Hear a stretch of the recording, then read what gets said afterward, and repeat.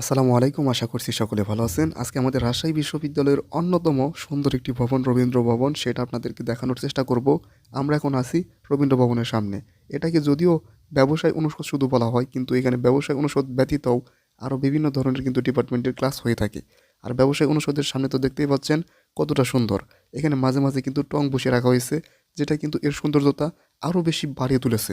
সামনে থেকে তো দেখতেই পাচ্ছেন কতটা সুন্দর লাগতেছিল। যেহেতু বসন্ত ঋতু অনেক ফুলও ফুটেছিল যার ফলে কিন্তু রবীন্দ্র ভবনের সামনের অংশটা অনেক বেশি সুন্দর লাগতেছিল। বাইরের ভিডিও করে আমি ভেতরে ঢুকে যাই। ভেতরে ঢুকে তো আমি আরো আশ্চর্য হয়েছি, কারণ দেখতেই তো পাচ্ছেন যে কত ফুল ফুটেছে। সামনে আমি দেখতে পাচ্ছিলাম অনেক আসলে ফুল, এখানে এত তো ফুল যেটা কিন্তু বলার বাইরে। আর বসন্ত ঋতুতে এমনিতেই ফুল ফুটেছে আরো বেশি সুন্দর দেখা যাচ্ছে।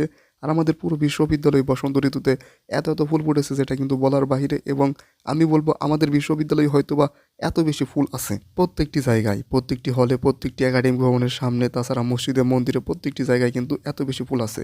তারপর আমি রবীন্দ্র ভবনের উপরে উঠে যাই এবং আপনাদেরকে দেখানোর চেষ্টা করতেছি আসলে ভবনটি কতটা সুন্দর। তো উপরে গেলাম, উপরে যাওয়ার পর দেখলাম যে খোলা যে ছাদ ছিল সেইখানে কিন্তু তার সামনে কিন্তু তালা দেওয়া ছিল। তারপর আমি সেখানে ঢুকতে পারিনি।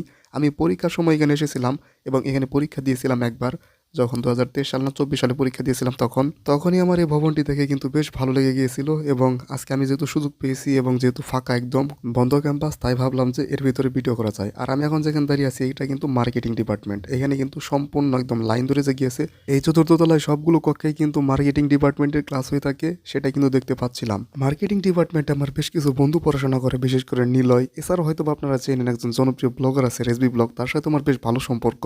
সেও খুবই জনপ্রিয় ব্লগার, সেও মার্কেটিং ডিপার্টমেন্টে পড়াশোনা করে। তারপর আমি কিন্তু বাম দিকে চলে আসি। বাম দিকেও দেখলাম যে এখানেও কিন্তু গেটে তালা মারা, যার ফলে কিন্তু আমি ওই খোলা যে ছাদ আছে সেখানে কিন্তু আমি ঢুকতে পারিনি। রবীন্দ্র ভবনে যে শুধুমাত্র ব্যবসায় শাখার যে ক্লাস হয় তা কিন্তু নয়, এখানে কিন্তু আইন, গণযোগাযোগ ও সাংবাদিকতা, আইন এবং ভূমি প্রশাসন এসব ক্লাসও কিন্তু এখানে হয়ে থাকে। আর এই ভবনটি কিন্তু 3টি পার্টে বিভক্ত বা 3টি ব্লগে কিন্তু বিভক্ত। হয়তো আপনারা কি ভিডিও দেখে বুঝতে পারছেন কিনা আমি জানি না, কিন্তু এটা কিন্তু 3টি পার্টে কিন্তু বিভক্ত। এখানে একটি ভবন, মাঝখানে একটি, এবং অপর প্রান্তে কিন্তু আরো একটি ভবন রয়েছে এবং চারপাশ দিয়ে তো আটকানো আছেই। এই রবীন্দ্র ভবনটি 5 তলা বিশিষ্ট একটি সুন্দর ভবন এবং প্রত্যেকটি ভবনই কিন্তু শীতাতপ নিয়ন্ত্রিত, অর্থাৎ এসি করে কিন্তু প্রত্যেকটি ভবন হয়তো আপনারা দেখতেই পাচ্ছেন। আর এই ভবনগুলোতে ক্লাস হয়ে থাকে marketing, finance, accounting, banking and insurance department, আইন, গণযোগাযোগ ও সাংবাদিকতা সহ বিভিন্ন কিন্তু ডিপার্টমেন্টের ক্লাস কিন্তু এখানে হয়ে থাকে।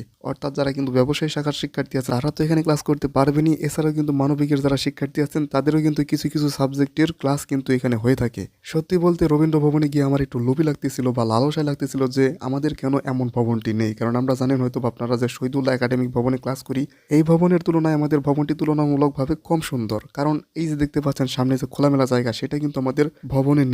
আর আমাদের ভবনে হয়তো বা জানেন মাত্র কিছুদিন হলো যে লিফট চালু করা হয়েছে, আর এখানে কিন্তু দেখতে পাচ্ছিলাম যে বেশ কয়েকটি কিন্তু লিফট আছে।